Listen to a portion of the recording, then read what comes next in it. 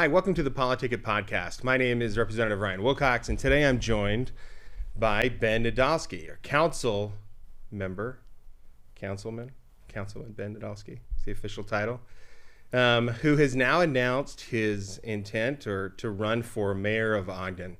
And grateful to have him here with us today and introduce him to those of you that haven't met Ben before.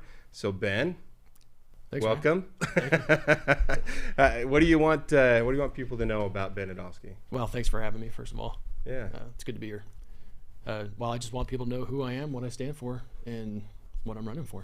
So let's peel it back. So I think everybody will have a little bit of a chance to hear what you stand for, but who are you?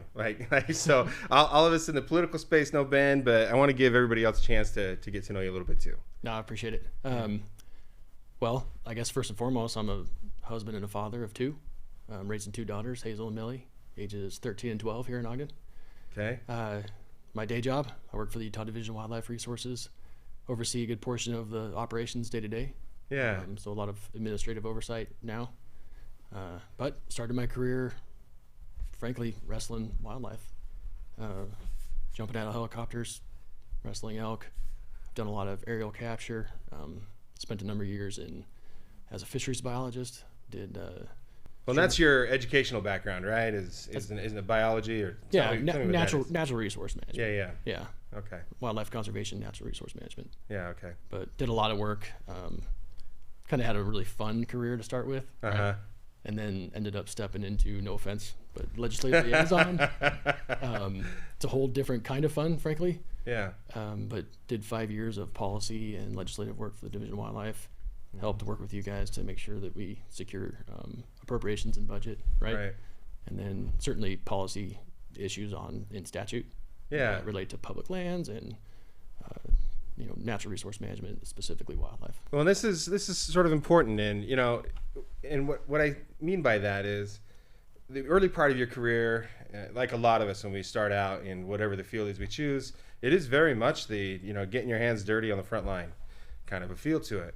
And it's very different when we start to get old and have different responsibilities. But then it really turns, and in your role specifically, working with policymakers, how do I translate the work that needs to be done here on the ground into policy that actually facilitates what we need to see on the ground, right? And being able to translate that from a biological standpoint, from a wildlife management, whatever the topic is. In your case, we're talking about DNR, but to translate that to policymakers so that it has the effect we want is a super important skill. So that's actually where I met Ben. For full disclosure here is when he first got that job, and I happened to sit on the Natural Resource Committee, right? So it has responsibility for all of those policies. And so that was sort of fun for me frankly, to have you step in to that role, not as an experienced policy guy at the time. Right. Just an experienced wildlife wrestler. Yes, at the time. Because that's really what I'm after as a policymaker, right? But if you rewind back, that's 23 years ago when I started jumping out of helicopters and wrestling elk. Yeah. Right. That's the first real gig that I had. While you're doing it, you're thinking there's no better job because there wasn't. Yeah. And I'm going to do this forever. But what you're after is you want to make an impact, right? Mm-hmm. At the time, I'm working on the things I care about, right? I'm making an impact for wildlife, which is my lifelong goal. But over time, you find that, there's other things I'm good at, right? Also, I was getting old and getting a little harder physical work. But I did find over time I had a knack for connecting with people, for understanding the policies on the ground, but also being able to understand the people that need the information and be able to get them the kind of information that they need, right? And the way they need it, in the timely manner they need it, so that people like you can make good decisions, right? Good information leads to good policy. Yeah. So that's how you kind of go through a career trajectory, and leave some of the funnest things I've ever done in my life, but you still find yourself in a position to do some of the most fulfilling things you've ever done in your life too. Because you guys make huge decisions there, and together, if we can partner together, we can make really huge impacts. And I loved the work there. Yeah, I just did because we did great things. Yeah. Right? So I didn't even know at the time that you lived in Ogden. I don't think when I first met you, right? had been working with Robin, and you came in and took the role, and it was probably a year or two later that I even figured out where you lived, that we lived in the same city, right? Yeah. And I remember having some of those Ogden conversations with you early on, and I would sort of compare this to the boots on the ground piece, like when you're just average citizen and you're trying to figure out, why snow gets plowed or doesn't, or why the road got widened or didn't, or why things work or not, why certain decisions were made. And it is sort of fun to watch you go through that same progression where I can probably apply some of what I've learned in these other roles to help the city. Well, public administration is public administration. Yeah. At the city, we're dealing with specific things that we don't deal with at the state, right? Mm-hmm. But at the end of the day, you're still managing a public resource. You're doing it on behalf of the public.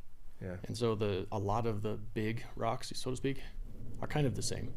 But also, it was an interesting experience too, because in my day job, I work for the executive branch in the exact same form of government. Right. Where we have a governor, of which that's the side I worked on. Yes. And a legislature that you worked on. Right. And then I would drive an hour north from the Capitol, and now I'm in the executive branch, or in the legislative branch, right?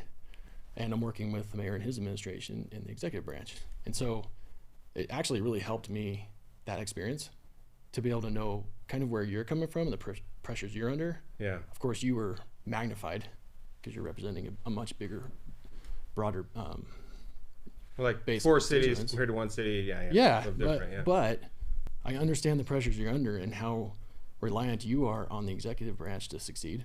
Yeah. Just like we are on you guys to succeed. So it's super important that, when we work at the Capitol, that we get along, that we're communicating, that we share ideas. And at the end of the day, we also respect one another's roles. You have a decision to make. I 100% respected it. Yeah. And I just wanted to be there and have an opportunity to be heard. And you always gave that to me. Yeah. Well, Ben, councilman, been trying to do my best to be appropriate here, but it's been fun to watch that happen as you've been able to serve our city at the same time as watch your career. You actually left that legislative responsibility quite a while ago as well, and taking on a larger role at DNR. One of the things that I think is sometimes hard for people to understand, and it's a little different in the legislature because it's part-time, right? If you can call it that, but theoretically it's part-time, and so you have a day job that you do most of the time. But then this is a little bit different, right? The council has allowed you to do that, where you can serve part-time on the city council, and what we're talking about here would be to have to step away from DNR. I mean, the mayor's full-time deal in Ogden. It is, and I've had a lot of people ask me, "What are you thinking?" Yeah. Because when they find out the work that I do, it's just as good. Well, we want you there, right? It's like, I get that feeling. I've had that own conflict. I'm like, well, all right, well, what happens with DNR in the north? Like, right. So that's a testament, I guess, to the work that I've done, and I appreciate that confidence. Well, in all seriousness, I mean, I still serve on those committees, right? And have that responsibility too. So that is in the back of my mind with this. Don't get me wrong. Well, but tell me why, in your heart, in your mind, why this is the move for Ben to make. Well, it's not the move for me to make; it's the move for us to make. And admittedly, it was not an easy decision. In fact, even in the public sphere, I totally vacillated about it. At one point, I was really resolute. I wasn't. Yeah. But you get to a point where you have worked so hard for and with others that you just can't really imagine letting those guys down. And for me, when I serve, and this is where you and I first met. The first time I met you, you came to speak to us at the community police academy. Oh, okay. I remember that because you had a Superman belt buckle. Right? So now you know I'm speaking the truth. That's so funny. You remember that. But then we got to know each other because you were coaching the heck out of kids. And that's what I ended up doing too. Yeah. Before we met, I was umpiring kids, just like your daughter does now. Yeah. And then we got into coaching kids. But for me, and this is no exaggeration, when I serve at the city, I 100% see the eyes of those kids that I know. Yeah. And you know how you have multiple generations of kids you've coached so long. Oh, it's so weird, dude. One of them was at the pizza shop Saturday night, Right, really? on 12th Street, yeah. Yeah. New one down there. Yeah, and I hadn't seen them probably in 3 or 4 years, right? Right, and they matter. And they remember, right? And they look at Absolutely. you and they're laughing and smiling, saying hi. But you played a lot of sports too, and you know that the important people in your life, you may not, at that age, they don't recognize the work that we're doing right now for them. Right. But one day they'll look back and they'll recognize it. Yeah. And they'll be better for the work that we've done. And I hope that they do the same for others. Yeah. Right? Because that's how you build a community. We don't just build buildings. We build buildings and facilities and amenities for people. And in this case, it's for families and for kids. And so that's why I'm running. It's because it matters to me. Those people matter to me, and I want to continue representing them and serving them. Yeah, and that is so important. I think about, I'm still coaching, whatnot, Marshall White Center, right? Yep. We just got out of basketball season. We just finished. Baseball and softball is a little hampered right now with the weather we're dealing with. Like, we just canceled our 3rd week of high school softball today. But the point is, a lot of those kids, as I've gone down there, the kids that are refereeing those games are our kids. Yep. They're the kids that we coached and trained like years ago. So I get that. I get what you're saying there. How does that apply, do you think, Ben, or how does that compare from, what we're talking about in concept to the larger city? What do we need to do in Ogden that you see that lesson of investment and getting in on the front end? How does that benefit Ogden? What needs to change? What do we need to do to foster that kind of engagement? Well, I think it comes down to what our priorities are. Yeah. And for me, and it's not just my platform or any kind of political priority. It's literally been my priority all along. It's people. And we've done a good job of building a lot of infrastructure that we need here. Mm-hmm. We've certainly turned the clock downtown, and through a lot of investment from a lot of people, we're in a better place than we've been before, at least in the recent history, right? Yeah.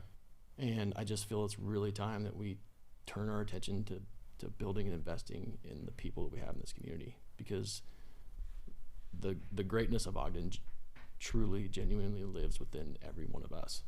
And so I want to help those people step into their greatness, because I want Ogden to step into its greatness. So for me, that's my why. It's the kids that I see, their eyes in my mind when I'm serving. But it's also their parents, it's their siblings, it's their extended family, it's everybody. Yeah. I want to be in a position to help people thrive, right? Yeah. Because this town has grit. I mean, it's got more grit than anywhere I know, and I think that's what attracted me to this town. And I want to help people take that grit and put it into their daily grind so that they can thrive. And when we do that, the more people we help do that, the more we thrive as a community. So what does that look like from a practical standpoint? Put an end to their daily grind. You mentioned that a couple of times. What does that mean? Are we talking about an economic plan? Are we talking about, what do you mean by that? Well, first of all, I don't want to put an end to their daily grind. I think the grind is a part of life. I think grind is what gets us there. But I want that grind to be put towards something that matters and that means something for a good future. Yeah. And I think that the city has a huge role to play in helping people basically give everybody a chance to take a chance on themselves and put that grind to work and create the life that they want. And I think it starts with being a good partner. We've got to build trust in our community. We need to build trust with anchor institutions in our community that service our people, or even, the school district, for example. Our kids are spending half their lives at that school district. That's an important partner, right? And we've done a great job of building inroads there, and we need to continue to build on what we've done. I think we need to be a better partner for kids and families and youth recreation, for example, to where we can provide better facilities for them, have recreation access. You mentioned the Marshall White Center. We've certainly made great progress there, but it wasn't without a fight. But you, having coached, you know how hard it is to find space to use for athletic. Oh, it's a little absurd. Right? It's a little absurd. Honestly. But that's, again, that's where partnerships with the school district, for example, come in. Yeah. That's the same taxpayer. You and I both pay taxes to the district and to the city. So the tax base ought to know that we are working together to maximize and leverage that investment they're making in us. Well, and this is going to sound silly, but just for practical terms, it's a little absurd that we get half a gym for an hour a week. It's not enough. You don't even practice these kids full court, and you're trying to teach them the game in basketball, right? Can't do it. We have plenty of facilities. We just only use a handful of them, and then we try to, okay, well, good luck on Saturday. Right. This is your first full court you've ever seen with a lot of these young Right. kids, right? But so I don't know. Like, we have the assets here, and we need access to the assets. Yeah. And we need to take care of them. And that's where we've had good success with the district partnering with us on it. And we're at a point now where, frankly, now that we're seeing half court access, it's because we're growing our programs to the point where now we're crowding ourselves out. So we're kind of at a point where it's a good thing now, because it means we're growing our participation. So we need to get back to the... Oh, we have more schools we're not using at all. Right? We 100%. crammed them all into like 2 or 3. Yeah. Exactly. Yeah, But we took the first step when we had a certain level of participation through a cooperative agreement with the district. Yeah. Thank you to the school board and superintendent and everybody who works there for that. It's a massive help. We've been able to coach a ton of kids that way. But now that we're growing our programs, we need to revisit that cooperative agreement and see if the district can help us get more access, especially when we're going to rebuild the Marshall White Center. Right. We're going to create more space there, but it's going to take us some time. And so we're going to need to have access to facilities for those kids. So, I mean, sorry to focus so much on the recreation stuff. Just, it's hard straight out of the season, it's on the brain. Yeah. But the larger picture, really, Ben, what do you see Ogden as? What is your vision, like, long term? 10 years after Ben's gone, what do you think? What do you want to be most proud of? Is it that we fostered closer relationships in the community, or what does it look like to you? I think that there is a time and a place for everybody. I think a community like ours needs a certain leader at a certain time. And right now, I think that I'm the perfect person for the time, because we need to make that investment in people. So when I look back on my tenure in this role, I hope we look back at a bunch of community leaders who we helped create opportunities to thrive, are now are in positions to lead, and that they're doing the same thing for the next generation. For me, that would make me really proud. But I think that the most important thing that we can do is to be the kind of city that is a good partner, not just for our kids in recreation, but for the businesses that do business here, right? For the people that live here. People need to live here at an affordable rate. I think businesses need to have as many obstacles removed for them to facilitate their success as possible. And I think the city plays a huge role in being that kind of a partner. We need to provide the kind of public safety that's required in order to hold on to the progress that we are making, right? So we should have the police and fire departments that are second to none, because those are the kinds of conditions that create opportunities for prosperity. The kinds of investments we're talking about, Marshall White, youth recreation, or parks and open space, different kind of events and arts and culture and so on. Those are all the things that we need to have a phenomenal life, but they're not free. And so we need to create opportunities of prosperity to pay for those things without going to the taxpayer and asking them to pay more and more taxes. And so that happens by supporting small businesses, supporting the small businesses that want to take the next step to their next... That want to be here. That want to be here, absolutely. If a business wants to be here, we want them here. Let's help them succeed, because that's the kind of investment we need so that we can take that kind of revenue and get it back to our people so that they can then put it toward their grit and their grind and become the kind of leader they need to be. So, just to speak frankly, I've had several versions of my jobs over the years in my career where I had to drive to Salt Lake, I had to drive to West Valley, I had to drive to Logan for 2 years, right? They're wonderful communities. I don't want to do that. Right. I want to be here. In fact, the job I have now, one of the conditions of it was that they let me have an office in Ogden because I want to be in Ogden. Yes, right? you do. The last one I had before that, they didn't have an Ogden office, and I sort of pushed the envelope till we reopened an Ogden office because I didn't want to go anywhere else.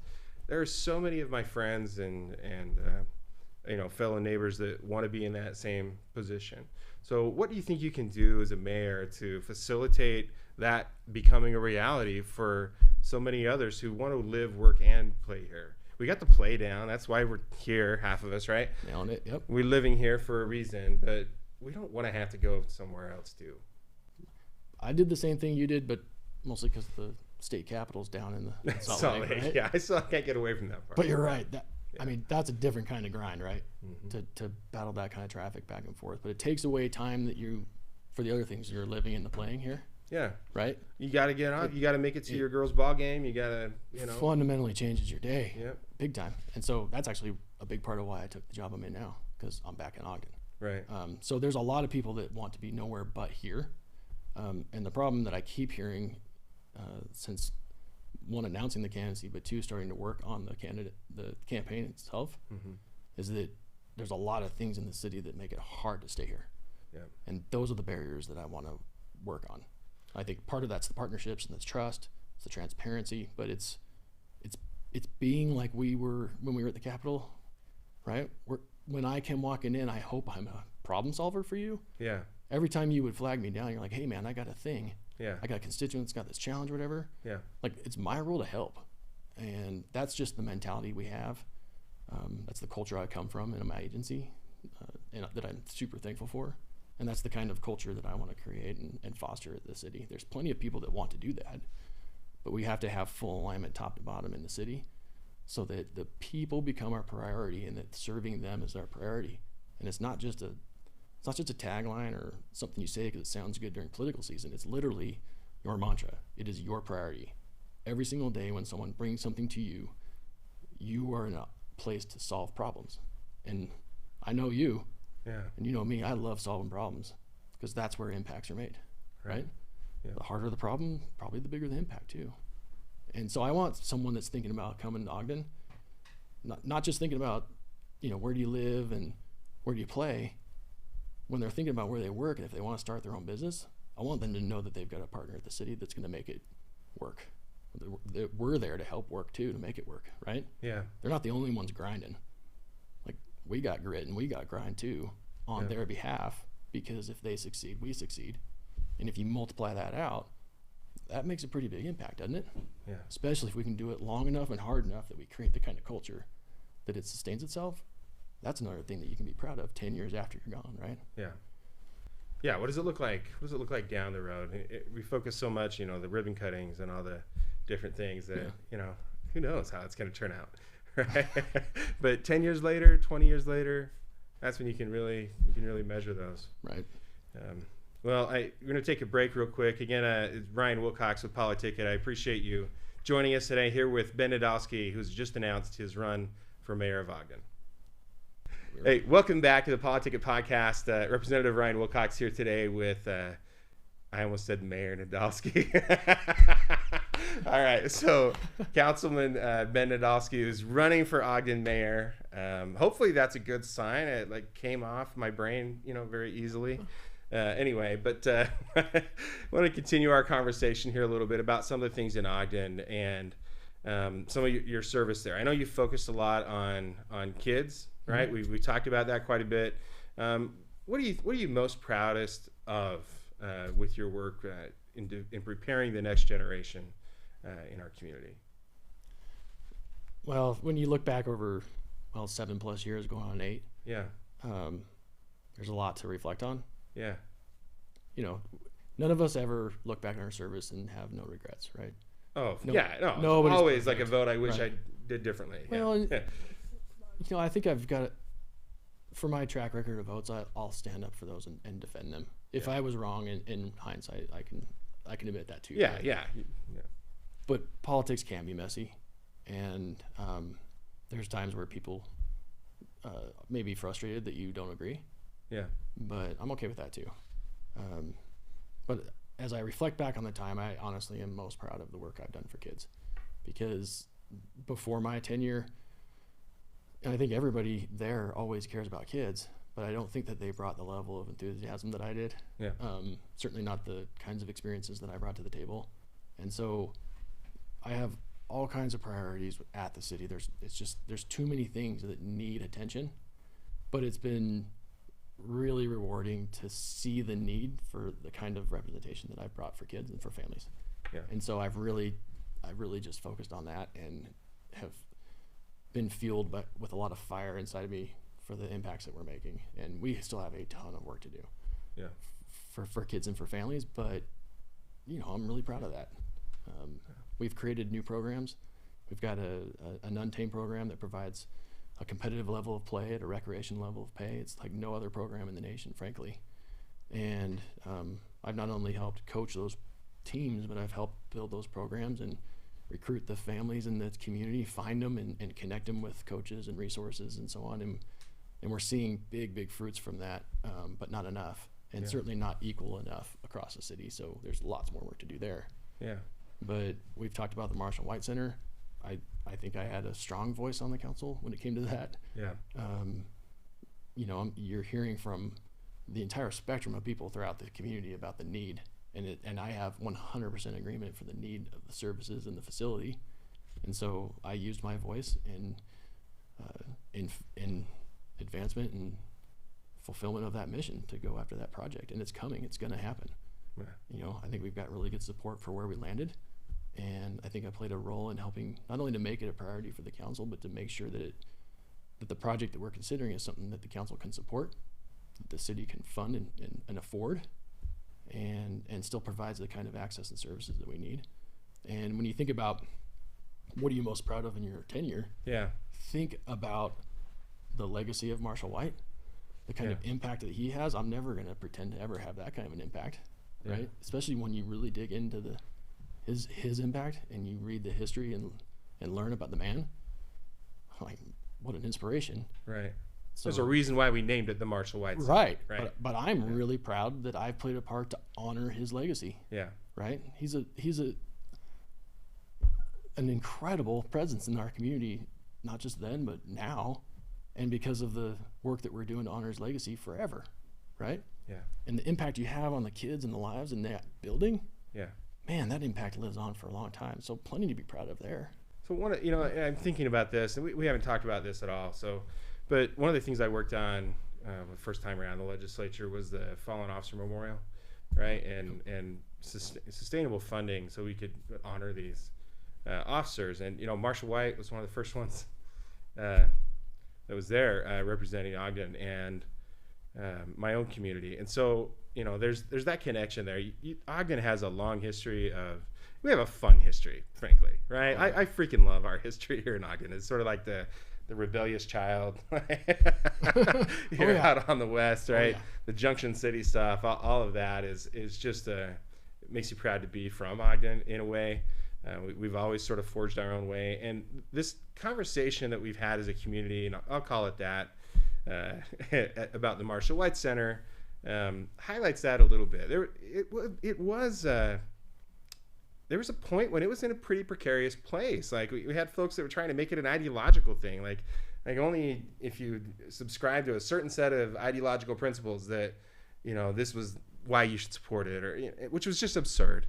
Right. And it really did take some leadership from the city council, from yourself, from the administration to pull that back and recognize one of my favorite things that you like to talk about is that it's about people.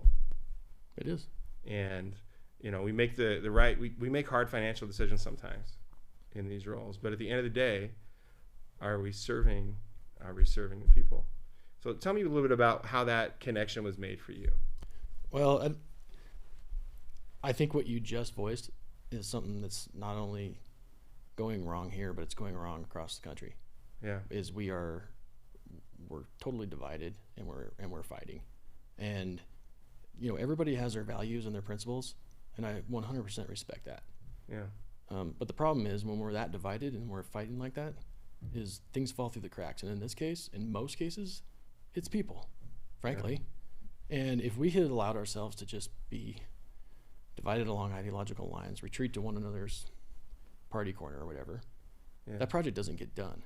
And when you're on the council, you're in the position where it's your responsibility, it's your job to look at the greater good, to look at the broader need and the broader community. And so that's why these are nonpartisan positions, frankly.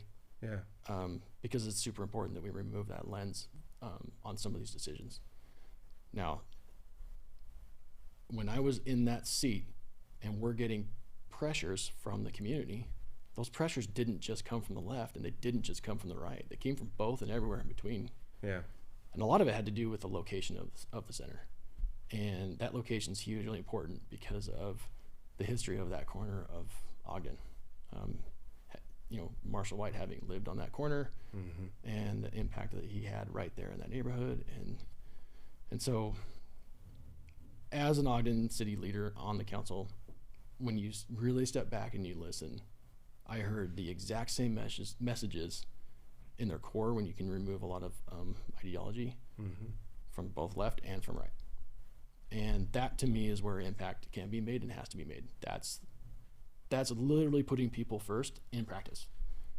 And when we do that as city leaders, you can bring a community together around something that unites and makes an impact.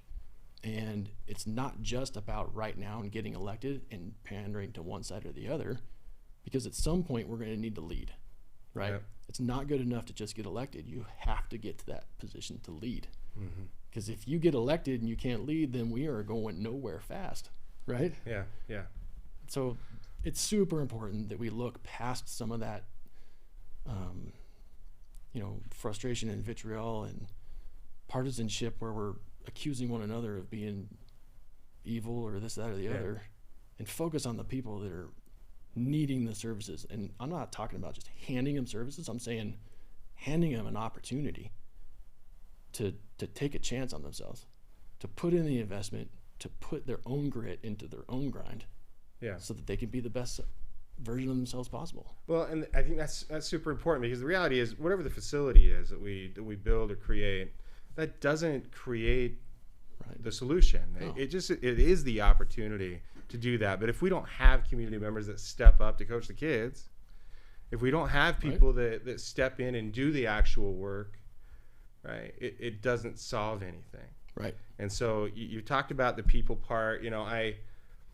One of the things that I wanted to maybe end with today, and there is a lot more to talk about. And so we'll have further conversations about water issues, about, there's infrastructure, major needs that we need to talk about, and that I hope that we'll have a chance to. But for today, I want to talk about something that I've been working on last number of years as I've come back to the legislature representing Ogden. One of my first conversations was with former chief now, Randy Watt, when he was the police chief.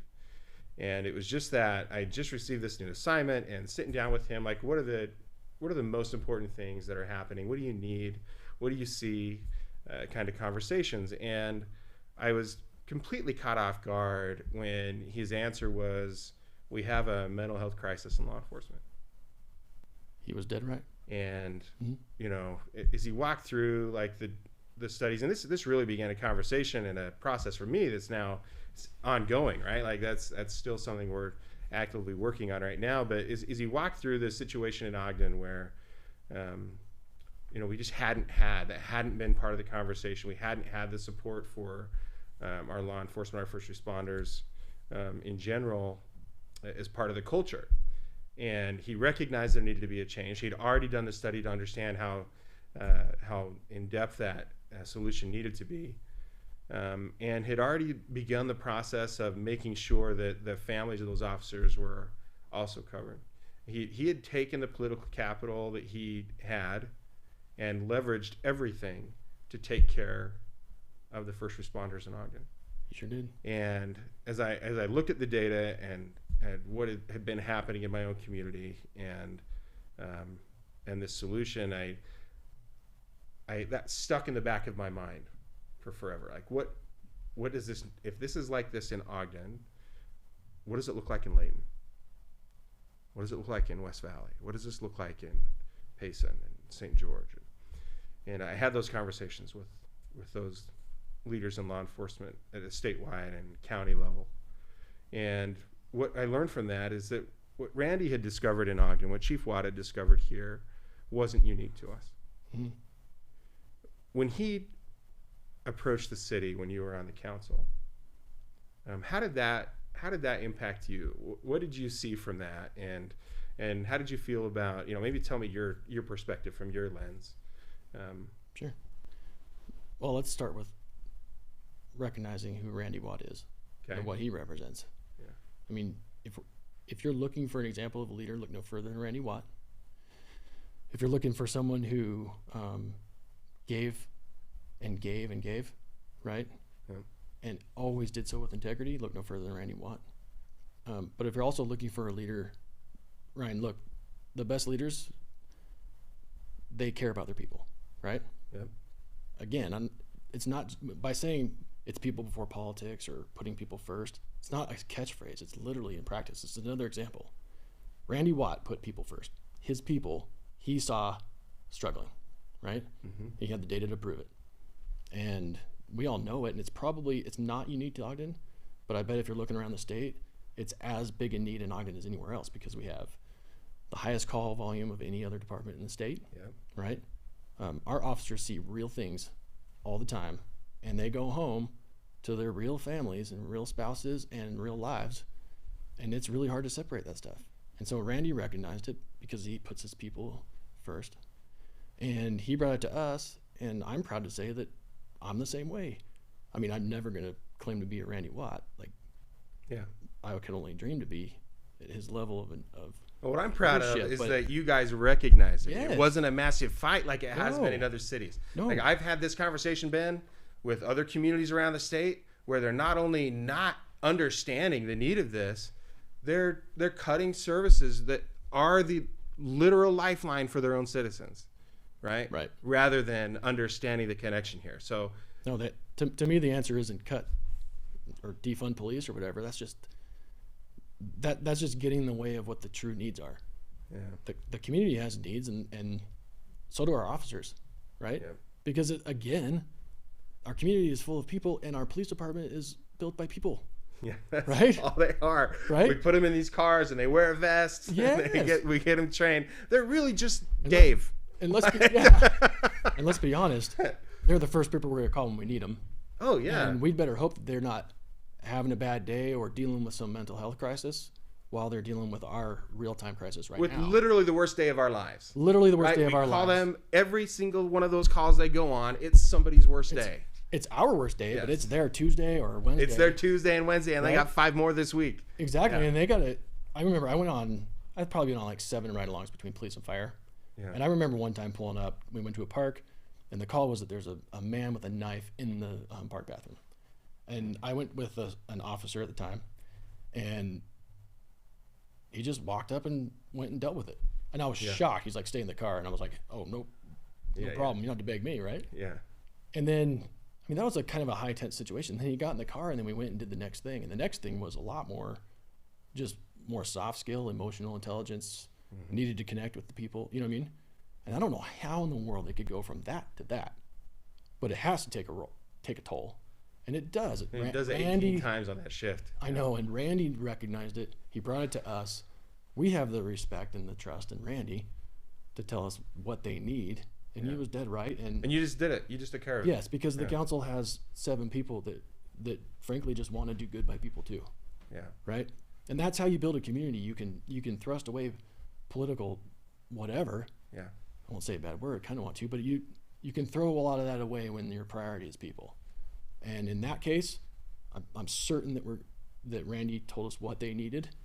Yeah. That I hope they're getting everything they need. If they need more, come talk to us, because you and I both we'd support more. Yeah. But at the end of the day, the people that are being served in our community, I hope are being served better because they have officers that feel better. That are healthy. They're healthy. Right. Right. I mean, it's just so basic when you break it down. Yeah. And we talked about law enforcement in particular at this context, but this is much wider than that. Talk about our fire and, even our MCAT teams and our first responders at the hospitals, and that, making sure that we all have the resources that we need to take care of our citizens is not just a smart, right thing to do kind of thing. It's smart financially, right? Sure. Like for all of us, like if we can. The investment up front leads to better outcomes for everybody involved. Anyway, I was so proud that was an opportunity I had to not just learn about what we were doing right in Ogden, the decisions we had made here, but that model that we were able to take from Ogden became the model for the state now, and I hear every week from first responders from across the state who are grateful for those policies that came out of that first conversation with Chief Watt here in Ogden. So thank you for listening. for hiring the right guy. We're listening. My part was easy. It was the hard part was what the officers did and what Randy did, right? Yeah. Well, there's a lot more to talk about, but again, we appreciate the time you've had today. I'm excited that you've taken this step. It's going to be hard. We've already had the conversation. Like, this is nuts. You know this, right? Like, had a little bit of that conversation with your wife a few weeks ago. Like, all right, this is what's coming. Like, good luck. But I also, at the same time, as I'm quasi joking about that, very grateful that you'd be willing to do it. And I don't know if you're going to win, Ben. I don't know if none of us ever do, right? We have like these moments where we have an opportunity to serve, and if we don't have people that step up to do that, if we don't have the Ben Nadolskis of the world that are willing to put their name on the line, that's when we lose. I totally agree. In fact, before deciding to run, I had this moment where I told my wife, I'm like, honey. You almost have to apologize. Yeah. I know, right? I'm like, look. And every time I kind of make that face, she knows what's coming. It's a discussion about whether we're running or not, right? Mm-hmm. But you get to a point where it's going to be hard. There's going to be bad things said about me. I've got a career that I love, 21 years, that it was my lifelong dream, Ryan, to serve in the career that I am. Why would I walk away from it? And the reality is, win or lose, I win. Because if this is where Ogden wants me, I'm gonna serve doing the right things for the right reasons. I'm gonna work my butt off. If this isn't where Ogden wants me, I've got a place for me. They're dying to have me anyway, right? Yeah. And I have the same fulfilling experiences there in serving people and serving the public and the resources that I want. But at the end of the day, I just felt like I'm not the kind of person that's not willing to try.